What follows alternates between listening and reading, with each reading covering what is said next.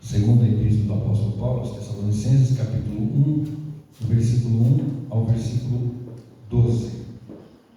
Diz assim a palavra do Senhor: Paulo e Silvano e Timóteo, a igreja dos Tessalonicenses, em Deus nosso Pai e no Senhor Jesus Cristo, graça e paz a vós da parte de Deus nosso Pai e da do Senhor Jesus Cristo.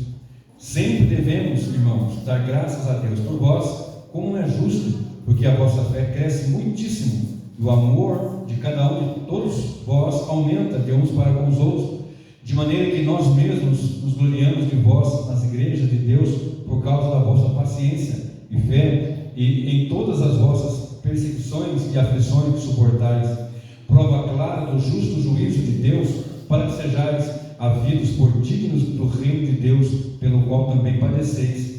Se de fato é justo diante de Deus que dê paga em tribulação aos que vos atribulam, e a vós que sois atribulados, descanso conosco, quando se manifestar o Senhor Jesus desde o céu, com os anjos do seu poder, com labareda de fogo, tomando vingança dos que não conhecem a Deus e dos que não obedecem ao Evangelho de nosso Senhor Jesus Cristo, os quais, por castigo, padecerão eterna perdição, longe da face do Senhor e da glória do seu poder, quando vier para ser glorificado nos seus santos e para se fazer admirável naquele dia em todos os que creem, porquanto o nosso testemunho foi crido entre vós. Por isso também rogamos sempre por vós, para que nosso Deus os faça dignos da sua vocação e cumpra todo o desejo da sua bondade e a obra da fé, e com poder, para que o nome de nosso Senhor Jesus Cristo seja em vós glorificado, e vós nele, segundo a graça de nosso Deus e do Senhor Jesus Cristo. Ora, irmãos,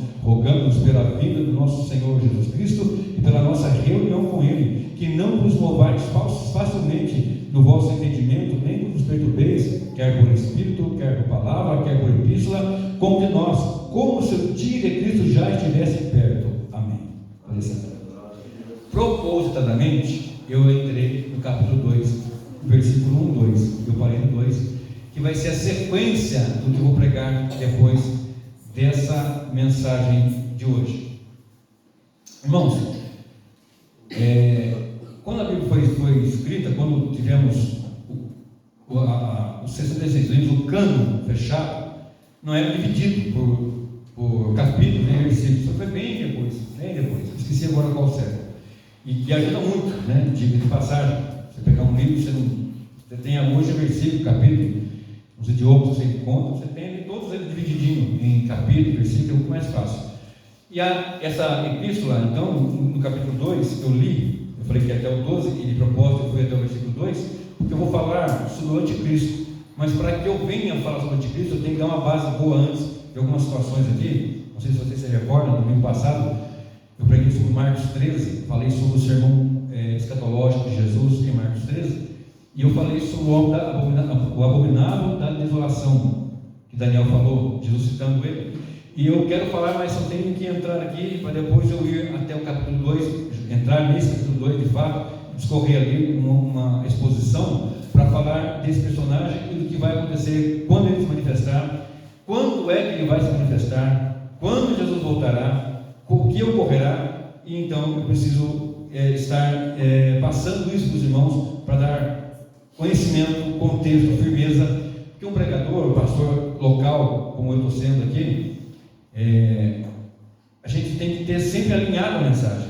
Porque eu preguei no primeiro sermão que eu preguei aqui, eu tenho que pregar até o último sermão, e tem que estar alinhado, a teologia, a doutrina, o assunto tem que estar alinhado. Embora eu possa falar da cruz, outra hora eu falo de escatologia, outra hora eu falo de família, outra hora eu falo do pecado, da condenação, mas está alinhado. Eu não vou falar uma coisa num sermão e que vai estar desconectado totalmente do que eu falar em outro sermão, mesmo sendo de um outro tópico, de outro assunto. O pastor na igreja, ele tem que ser um ensinador da igreja. A Bíblia nos dá ali, que ele deu alguns ministérios, e junto ali está pastor, juntinho com mestres, e até algumas linhas de escola de teologia, entende que não são dois cargos, são apenas uma função, um ministério, está dizendo, uma pessoa só, é pastor e mestre. Essa é a função do pastor, é ensinar a igreja. É muito gostoso aqueles cultos que a gente sente, aquele calor, quando Deus puder fazer, já fez aqui várias vezes, principalmente quando eu falo da cruz, é fato acontecer isso, o sangue de Jesus, mas é importante aprender, sentar, ouvir, entender, ter firmeza da fé, para você ter base para falar com alguém, ter base bíblica para alguém chegar em você e falar, olha, tem que ser assim, eu quero base bíblica, porque eu tenho base bíblica.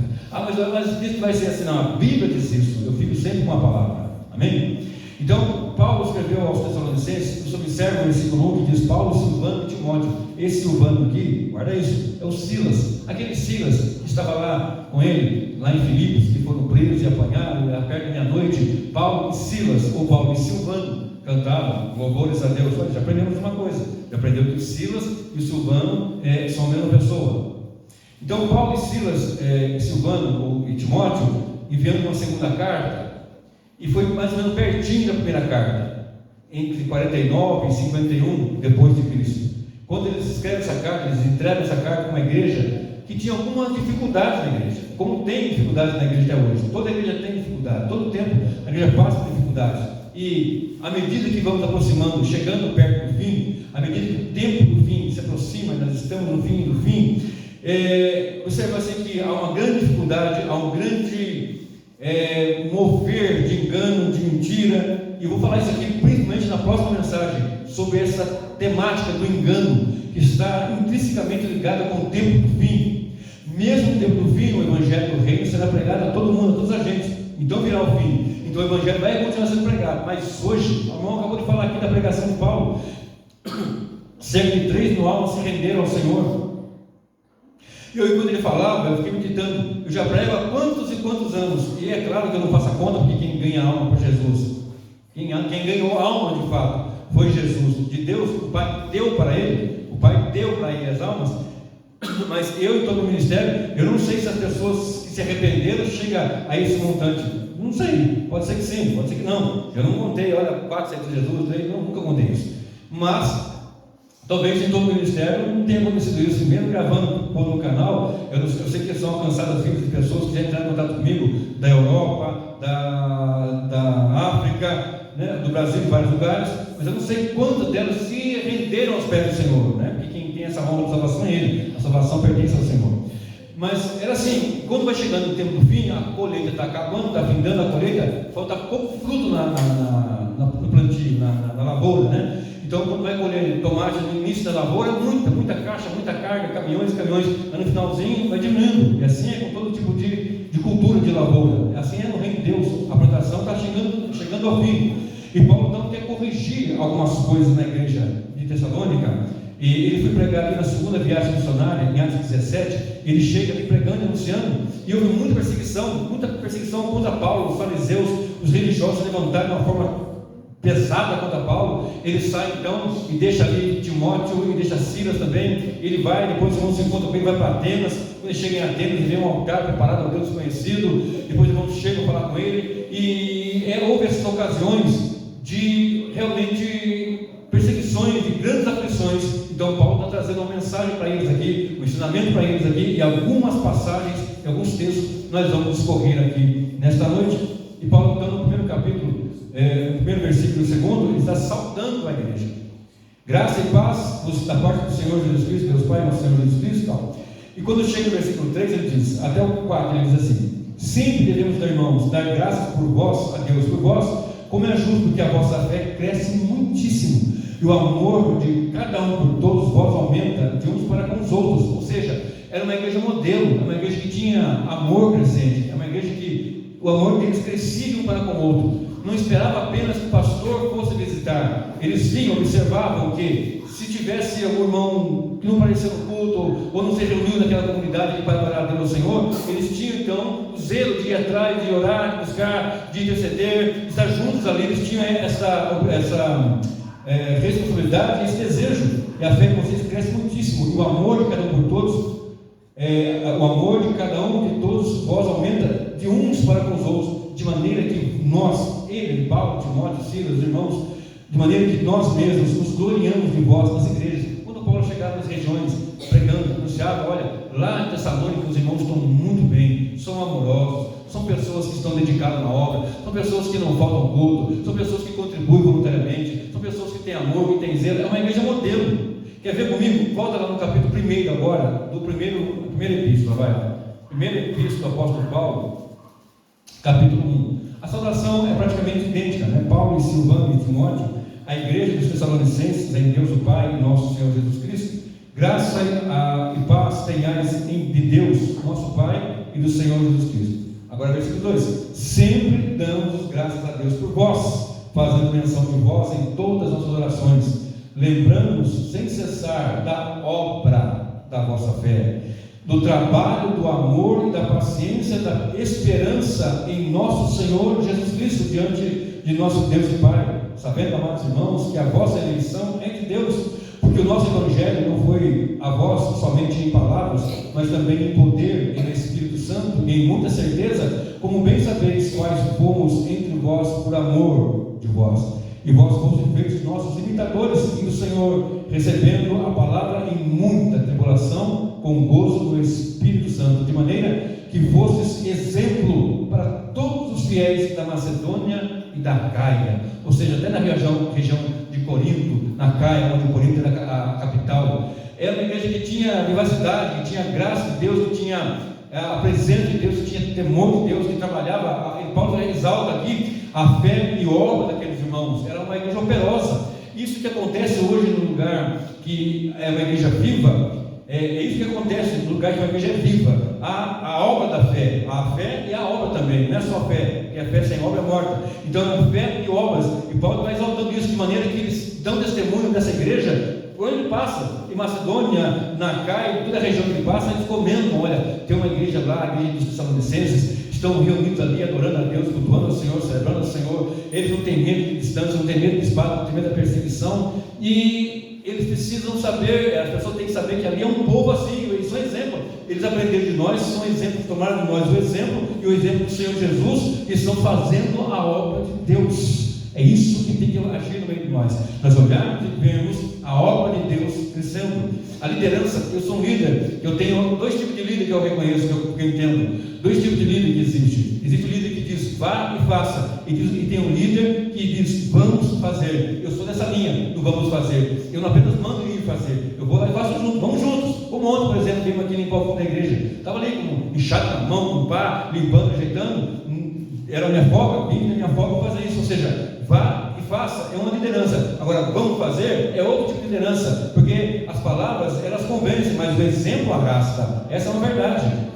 Então, Paulo tinha ali exemplo para dar para ele fazia, os irmãos viam nele. Ele não só mandava pregar, ele pregava. Ele não só mandava ter esperança, ele tinha esperança. Ele não só mandava que os irmãos tivessem fé, ele tinha fé. Ele não só mandava que ele tivesse obra, ele fizesse, ele fazia. E as pessoas podiam espelhar-se em Paulo, podiam ver Paulo apanhando, sofrendo, apedrejado, mas estava servindo a Deus. E nós, por qualquer coisinha, às vezes minguamos, não queremos ir ao culto, queremos desistir, parar na obra de Deus, porque está faltando fé, está faltando graça, está faltando unção, está faltando a presença, está faltando palavra, está faltando vigor, virtude nas vidas dos crentes, muitas vezes, que por motivos banais, coisas mínimas, só porque o irmão talvez não cumprimentou ele, ou pensa até que não cumprimentou, já quer desistir, quer parar, quer abandonar. Está faltando a presença de Deus na vida desse irmão. Mas quando a presença de Deus está ali, é chicoteado, é apedrejado, é escorraçado, é até perseguido por todas as áreas, ele está ali firme na presença de Deus, adorando e exaltando a Criador. Quantas igrejas foram arrastadas por diversas tiranias no passado não tão distante, e no presente também. Entravam e arrastavam, matavam os crentes, perseguiam os crentes. Isso na primeira fase da igreja, ou seja, na igreja primitiva. Mas ao longo do século, a igreja passou diversas perseguições. Eu já falei aqui, vou repetir. O diabo, nosso adversário, ele se apresenta com duas formas distintas. Ele vem muitas vezes como um dragão furioso, cuspindo fogo, pisando forte, pesado, arrebentando, matando, destruindo. Ou vem com uma serpente sagaz, sedutora. Você não ouve o passo, você não sabe nada, mas quando você perceber, o veneno já foi inoculado. É isso que acontece muitas vezes. Não tem aquela fúria, mas vem com um negocinho, põe esse negocinho aqui. Vamos fazer isso aqui também, mas isso aqui também é bom. Um pouquinho de feminismo, não tem problema. Um pouquinho de feminismo é bom. O feminismo está aí, é fraco, está cheio de pastora por aí por causa do feminismo.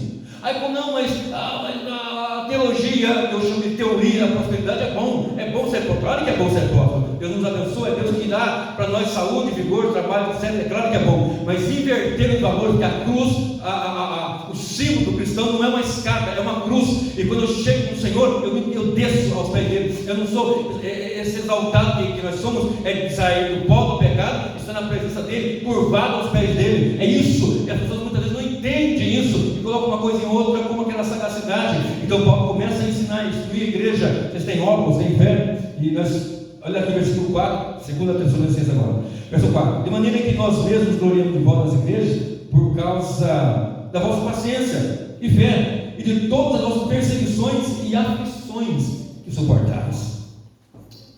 Aflições aqui, irmão, olha para cá um pouquinho, presta bem atenção no que eu vou dizer. Não é aflição que nós pegamos na nossa mão e trazemos para dentro de casa, porque às vezes nós fazemos alguma coisa e pegamos a luta, pegamos a tribulação, pegamos o problema e abraçamos e trazemos dentro de casa. Perseguição aqui é por causa do nome de Jesus, por causa do Evangelho, por causa da cruz, por causa de falar a verdade. Aí vem a perseguição. Não é porque você foi lá e fez um negócio atrapalhado, aí meu Deus, ora por mim, irmão. Você plantou aquilo ali. Agora o Senhor falou: olha, por causa do meu nome, por causa do Evangelho, vocês vão ser odiados. Vocês vão ser odiados por causa do Evangelho. E quando o mundo aí fora celebra junto com aqueles que dizem a igreja, alguma coisa está errada. Você observou nesses últimos anos, agora, alguns anos, pessoas que para mim são pseudos, não estou dizendo que são todas, mas muitas delas, que são cristãos, cantores até, gospel, juntam-se e vão para uma Rede Globo de televisão, algum programa que tinha pouco tempo atrás, com uma mulher que era uma macumbeira de mão cheia, e eles juntaram: não, é tudo aquilo, Deus é um só. É claro que é só um, Deus é um só mesmo, isso é bem dito. Isso não dá temor em você e em mim. Só tem um Deus, porque o resto é nada.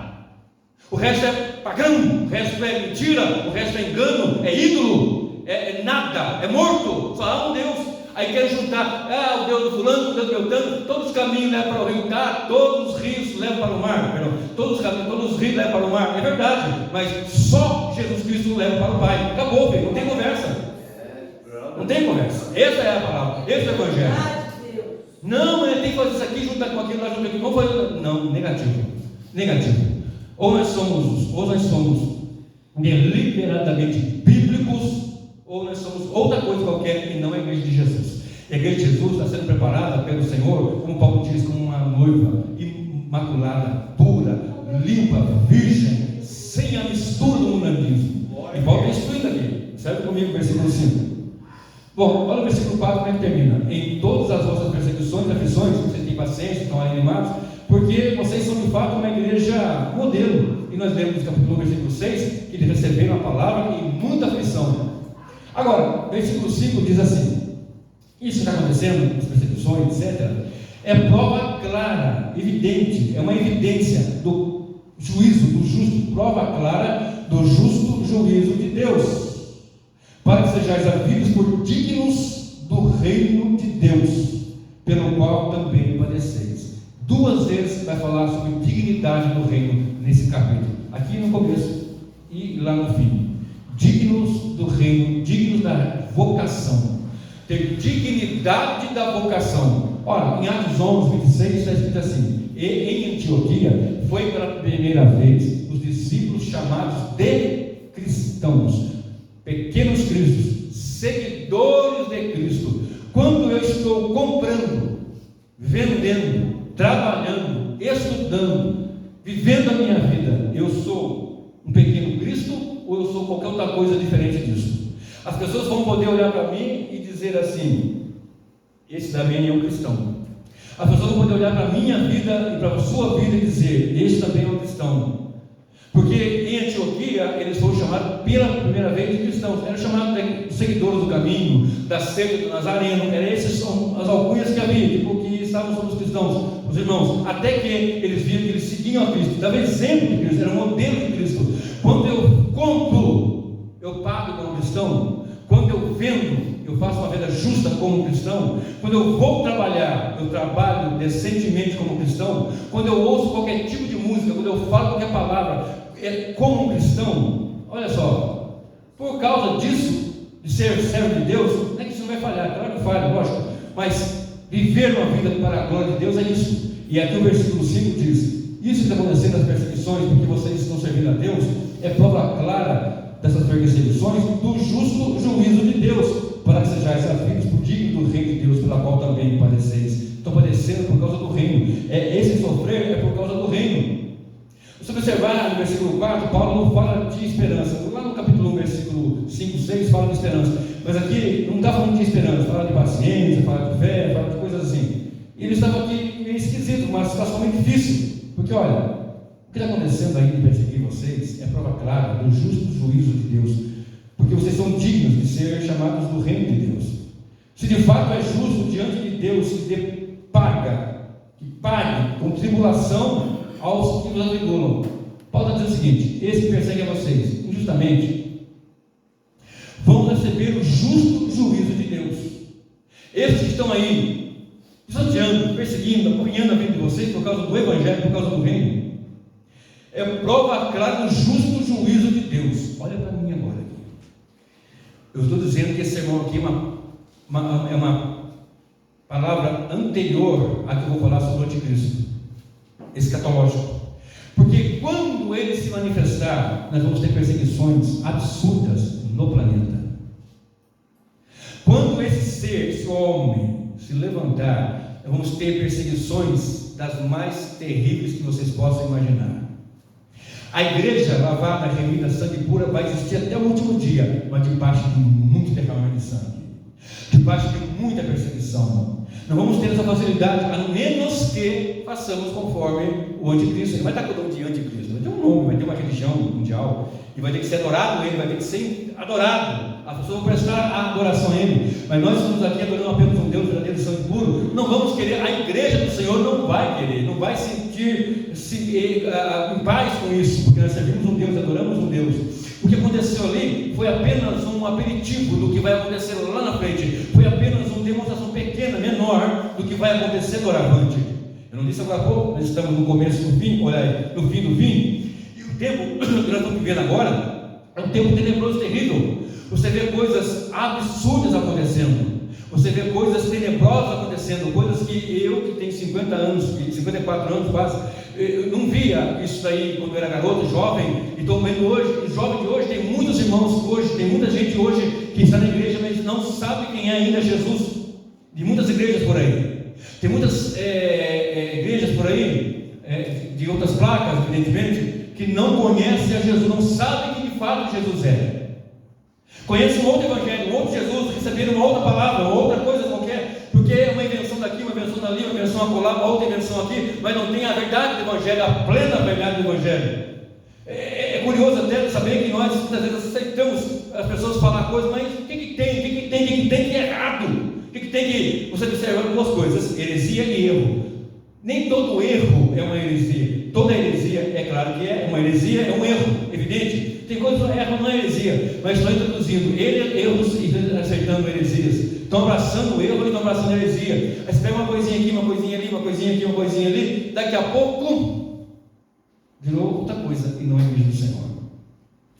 Uma vez eu fui com minha esposa visitar um casal, e nós chegamos na casa desse rapaz, e a esposa dele disse para nós que as filhas dele, que eram do tamanho dessas meninas aqui, da Érica, dessa mocinha aqui, elas estavam com medo. Lembra disso, mano? Estavam com medo na igreja. Como assim? A igreja é lugar de adoração. Vou falar aqui, nós estamos aqui para adorar, servir a Deus. Não, mas minhas filhas, lá tem aquele negócio, mano. Que negócio? Que fica rodando, que um cara ajuda a cadeira. Não. Nós somos pregadores, não tem adoração, tem louvor, nem ingesta ninguém não. Só levanta a mão, adora. Tem dia que dobra o joelho, derrama em lágrimas. Mas, nossa Deus do céu, nós fomos na igreja aqui, depois com a outra, sei lá o que aconteceu, que era uma bagunça, baderna, e nós estão com medo na igreja. Você pensou no peso que é isso, irmão? Pensou na dificuldade que é isso? A pessoa vai numa igreja esperando ouvir a palavra de Deus, adorar a Deus, servir ao Senhor, prestar um culto a Deus, porque culto é adorar, adoração. E chegar, a criança, a jovem, a adolescente, ela tinha uma idade de uns novinhos, jovenzinho assim, como eu falei, e estava com medo.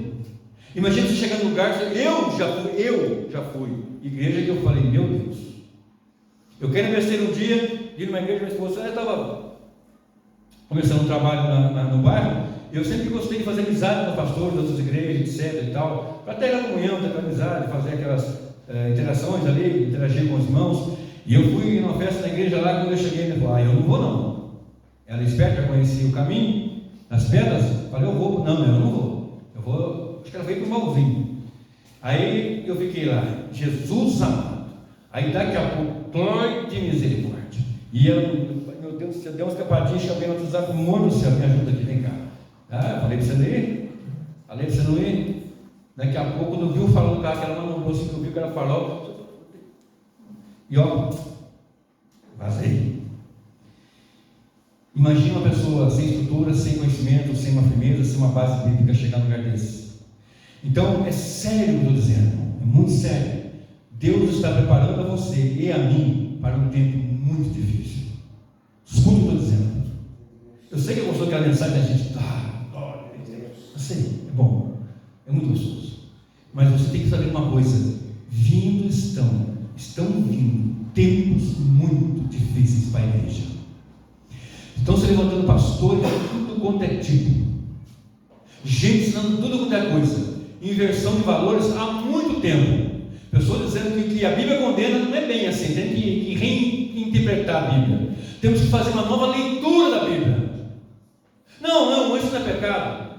Isso aqui pode, não pode. O que tem? Homem com homem, mulher com mulher. Antigamente falava homem com homem, mulher com mulher, faca sem pé, galinha sem pé, uma coisa assim. Lembra isso aí? Homem com homem, mulher com mulher, galinha sem pé, uma faca sem pé, uma pompa, sei lá o que é. Hoje não pode mais, mas é preso. Não pode mais falar porque o pecado hoje aí é fora.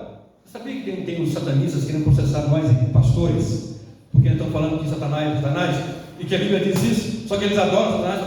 Não pode, é intolerância religiosa. Se eu não posso falar do Deus de vocês, e eles falam, inclusive no carnaval, fazendo chacota com o meu Senhor e com o seu Senhor, e depois chego lá e ele, não, vocês estão falando do meu Satanás aqui, não vai falar do meu Satanás, porque ele é meu Deus, é intolerância religiosa.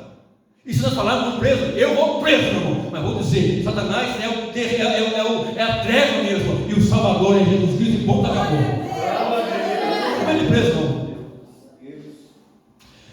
Eu quero pregar o Evangelho, a verdade do Evangelho, como diz o que eu aprendi lá quando era jovem, doa quem doer.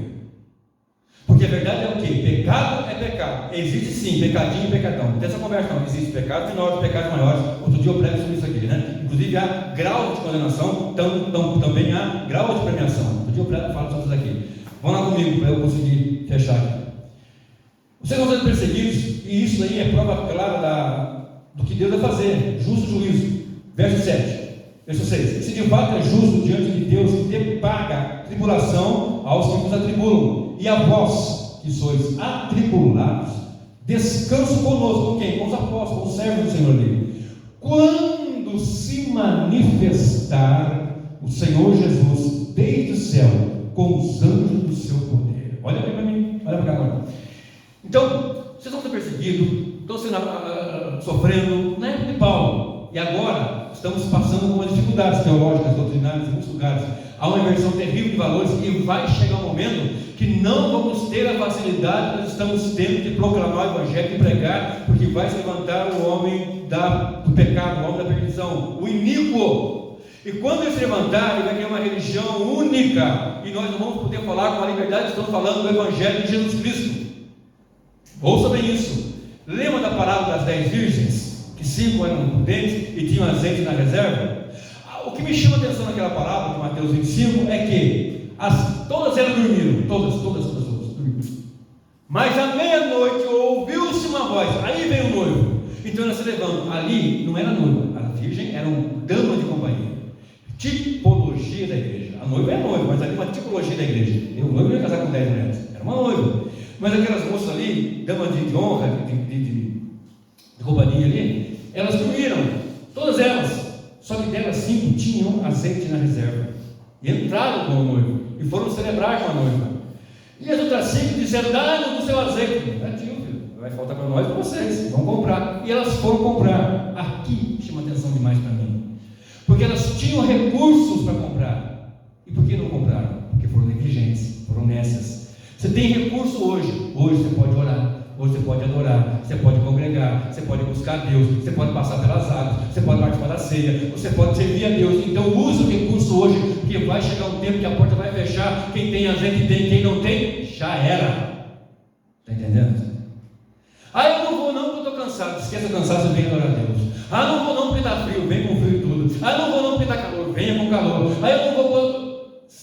Vai chegar um tempo em que você vai ver um imundo blasfemando de Deus, e se você falar contra, você vai ser morto, perseguido, escondido em caverna, fazendo como a igreja primitiva, em catacumbas e escombros, porque não vai poder falar esse evangelho com graça e poder, como falamos hoje.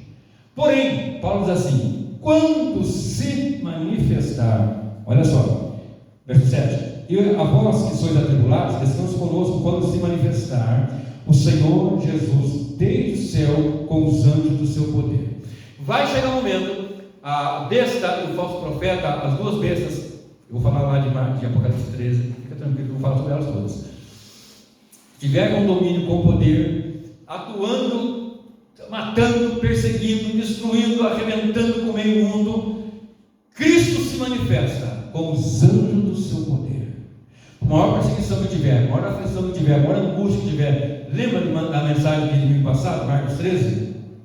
Que aqueles dias vão ser abreviados, que se eles não fossem abreviados, o santo não ia aguentar, tamanha vai ser a perseguição, tamanho vai ser o peso, os gostos, aquela coisa terrível. Naquele momento você vai, meu Deus, e agora, não tem onde mais, e agora?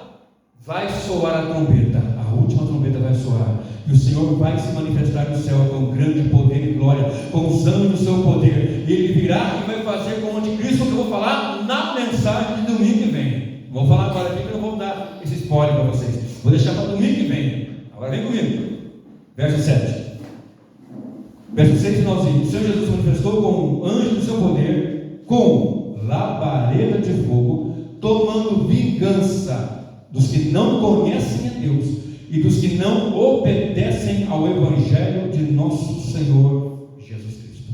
Então, você observa que aqui na parousia, a manifestação, ele está falando de um juízo. O sinal do juízo é a perseguição contra a igreja, é um sinal do juízo de Deus. E aqui ele explica qual vai ser o juízo justo da parte de Deus. Jesus é o bom pastor, amém, queridos? Jesus é o pão da vida, amém? Se você fala amém. Jesus é a água da vida? Jesus é o Cordeiro de Deus que tira o pecado do mundo? Amém? Jesus é o Filho do Homem? Jesus é o Salvador? Mas Ele também é o vingador da parte de Deus. Às vezes você olha e fala assim: meu Deus, eu sirvo a Deus, quantos anos, é sofrimento, é a família, é o emprego, é o marido, é o filho, é doença, é gente que morre, é gente que não sei o que, é perturbação de vizinho, perturbação de não sei o que lá, é perseguição no ministério, é tanta coisa, como que eu vou fazer, meu Deus? Vai chegar um dia do vingador chegar nessa terra aqui com poder, grande glória, com fogo de vingança contra os que não conhecem a Deus e não obedecem ao Evangelho de nosso Senhor e Salvador Jesus Cristo. Obedecer ao Evangelho é cumprir o que diz a palavra de Deus. Eu creio em Jesus Cristo, creio, confesso, creio em coração, creio. Próximo passo, agora eu confessei, sou Jesus, batido nas águas. Próximo passo, você pode aceitar, Senhor. Próximo passo, Senhor, o que eu falei? Sempre tem alguma coisa a mais. Agora eu estou servindo a Deus. Uns vão ser chamados para uma função, outros para outra. Você está tendo tempo, então use os recursos, obtenha de Deus graça e cada vez mais, você já tem, mais e mais, e não faça como aquelas imprudentes, aquelas loucas. Use os recursos que tem para se fortalecer hoje. Jesus, o que é que o Senhor tem? Não tem um banco que fala assim: o que eu posso fazer com você hoje? Não, Jesus, o que eu posso fazer para o Senhor hoje? Porque lá na cruz o Senhor já me deu a vitória. Aí eu vim buscar minha bênção, a bênção já foi dada lá na cruz, quando Ele disse: está consumado. Então agora, quando Ele voltar, vai vingar aqueles que não conhecem a Deus e não obedecem ao Evangelho de nosso Senhor e Salvador Jesus Cristo. E esses aqui, observe, verso 9: por castigo padecerão eterna perdição, longe da face do Senhor e da glória do seu poder, quando vier para ser glorificado nos seus santos e para se fazer admirável naquele dia em que todos que creem, porquanto nosso testemunho foi crido entre vós. Olha só, quando Ele vier na glória do seu poder para vingança, para vingar a igreja, porque a igreja vai ser perseguida, vão perseguir o Cordeiro e a igreja, sempre. Mas o Cordeiro é vencedor, e o Cordeiro é a cabeça. Se a cabeça vence, o corpo vence.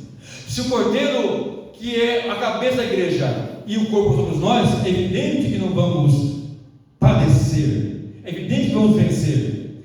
Mas debaixo de espada, de perseguição, de aflição, como os apóstolos foram torturados, mortos, cerrados ao meio, decapitados, esfolados, como muitos pastores no passado, bispos da igreja, na primeira parte, no primeiro século da igreja, foram decapitados, esfolados, como hoje o Hamas mata centenas e centenas de cristãos, como muitos são perseguidos na Coreia, em países comunistas, e você que votou no Partido Comunista tem que pedir perdão a Deus, porque eles não querem o valor da família, não querem os valores de Deus, não querem o valor da Bíblia, não querem a palavra, é tudo contra o que a Bíblia diz, e é impossível agradar a Deus sem o Evangelho, e é impossível servir a Deus, e é o diabo, é o Deus, é o mamão, não é possível. E Deus vai ter uma vingança daqueles que não conhecem Deus. O que é não conhecer Deus? Não tem relacionamento com Deus, não tem intimidade com Deus, não saber o que diz a palavra de Deus. Você que é crente há 10, 20 anos, você nunca leu essa palavra, como é que você vai conhecer Deus? Como é que vamos fazer, queridos? Nós não buscamos, não estudamos, não lemos, não degustamos nas Escrituras e buscamos a palavra dele, porque os dias estão se aproximando de grandes aflições, de grandes tribulações, de grande perseguição, da grande tribulação. É tempo de nos refletirmos, de nós nos refletirmos sobre isso, porque quando ele vier, esses que não conhecem a Deus, que não obedecem ao Evangelho de Jesus, vão padecer castigo de eterna. Com Deus tudo é eterno. O perdão é eterno, a salvação é eterna, a vida é eterna e o castigo também é eterno. Os quais por castigo padecerão eterna perdição longe da face do Senhor e da glória do seu poder. Verso 10. Quando vier para ser glorificado nos seus santos e para se fazer admirável naquele dia, em todos os que creem, vai ser admirável em todos os que creem, porquanto o nosso testemunho foi crido entre vós. Então naquele dia, com vingança, com fogo, com fúria mesmo, vai pisar o lagar do furor da ira de Deus Todo-Poderoso. Tem no meu canal essa mensagem, eu vou pregar também aqui. Ele vem pisar o lagar do furor da ira do Deus Todo-Poderoso. Para os ímpios é um dia de tristeza, de angústia, de pesar, cai sobre nós rochedos, vamos esconder nos rochedos, nas rochas, nas cavernas, montes caem sobre nós e nos escondam daquele que está no trono e da ira do Cordeiro. Mas a igreja lavada, remida, santificada pelo sangue do Cordeiro, essa vai ser, nesse momento, vai ser glorificada na presença do Senhor. Eu e você, queridos, mesmo na perseguição, na angústia, na aflição, porque às vezes olhamos para o ímpio, poxa, o ímpio prospera, o ímpio tem isso, o ímpio tem aquilo, eu estou aqui servindo, tanta coisa, nada. O que está acontecendo, meu Deus? Nada está acontecendo, é o fluxo, está normal, é isso mesmo. Uns vão ter, outros não vão, uns vão conseguir, outros não vão, mas em Cristo todos vão chegar à ressurreição, em Cristo todos vão chegar à vida eterna com Ele, eternamente. Talvez eu sofra aqui 20, 50, 60, 70, 80 anos, mas em Cristo é eternamente, sem choro, sem dor, sem velório, sem sofrimento, sem angústia, sem más notícias. Sabe aquela notícia que chega? Quem chegou na minha casa quarta-feira depois do culto? Preparar uma coisa para a gente comer, minha esposa lá, a notícia chegou lá, pesada, dura. Daqui a pouquinho eu vou falar aqui de geração. Tirou o alicerce, tirou o chão, meu Deus, e agora? Sabe que a notícia ruim? Sabe quem morreu? Meu Deus. Como agora há pouco tempo dizendo, nosso sobrinho morreu. Estava lá na minha casa, uma festa de domingo, no outro dia nós estávamos sepultando um rapaz. Coisa pesada, jovem, moço bonito. E aí? Mas ali com Cristo não haverá mais velório, não haverá mais pranto, não haverá mais dor, porque o Senhor vai nos dar esta oportunidade graciosa, agora na eternidade, de glorificação. Para encerrar, verso 11 e 12. Por isso também rogamos sempre por vós, para que o nosso Deus nos faça dignos. Lembra que eu falei que tinha 2 vezes a palavra digno aqui? Por isso também rogamos, aqui é um rogo, uma súplica do apóstolo Paulo, para que faça de vocês dignos da vocação, da sua vocação, e cumpra o desejo da sua bondade e obra da fé com poder. É isso, irmão. Fazermos dignos da vocação que Deus nos deu para executarmos a obra da fé, de qualquer jeito, fraquinho, com poder, irmão. Com poder, com força. Deus está me instando a falar: encha de azeite hoje, amanhã não vai dar tempo de sair para comprar, que nem aquelas vezes que tinham recursos. Você tem recurso, tem igreja, tem pastor. pastor, que é pregador, e nós ficamos às vezes negligenciando. Você tem recursos. Jesus voltará. E quando chega o versículo 12, é escrito assim: para que o nome do nosso Senhor Jesus Cristo seja em vós glorificado. O que eu faço para Deus, com poder, com fé, com obras, é para que o nome do nosso Senhor Jesus seja glorificado em nós e nós nele, segundo a graça de nosso Deus e do Senhor Jesus Cristo. Tempo de encher do Espírito Santo. A igreja de Tessalônica, ela tinha algumas dificuldades, como eu falei agora há pouco. E eu não vou dar mais tempo de falar hoje, eu vou deixar para domingo que vem, quando eu pegar do capítulo 2 em diante, eu volto para a Tessalonicenses, dou uma passadinha lá, falo do problema que estava lá, passo mais um pouquinho por aqui e vou seguir no capítulo 2 e vou chegar no anticristo, no homem da iniquidade. E você vai entender o porquê de tanta coisa estranha, tanta coisa ruim que está acontecendo na igreja. Que doideira é essa? Que coisa estranha é essa? Que coisa absurda é essa que está acontecendo? Nunca vi isso na minha vida. Nunca vi. Isso daí são sinais. O tempo está próximo. Jesus voltará. Jesus está às portas. Curva sua cabeça.